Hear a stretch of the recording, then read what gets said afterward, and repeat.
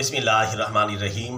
برادران اسلام، ووٹ ایک مقدس امانت ہے، چنانچہ امانت اس کے حقدار تک پہنچا دینی چاہیے، اور جو اس کا حقدار نہ ہو امانت اس کے سپرد نہیں کرنی چاہیے۔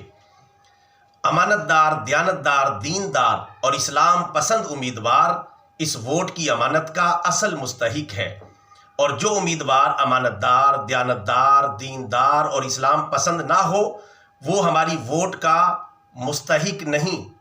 لہٰذا امانت کو امانت داروں کے سپرد کریں، اور جو اس کے مستحق نہیں ہیں ان کے حوالے نہ کریں، جیسا کہ اللہ تبارک و تعالیٰ پارہ نمبر 5 سورۃ النساء کی آیت نمبر 58 میں ارشاد فرماتا ہے، ان اللہ یامرکم ان تؤدوا الامانات الی اہلھا، بے شک اللہ تعالیٰ تمہیں حکم دیتا ہے کہ امانتیں ان کے حقداروں کے سپرد کر دو۔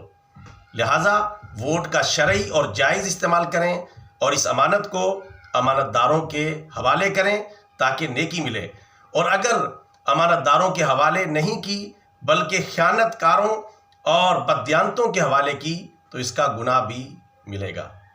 پیغام اچھا لگا ہے، عمل کریں، آگے پھیلائیں، بطور صدقہ جاریہ channel subscribe, video like and share. جزاک اللہ خیرا۔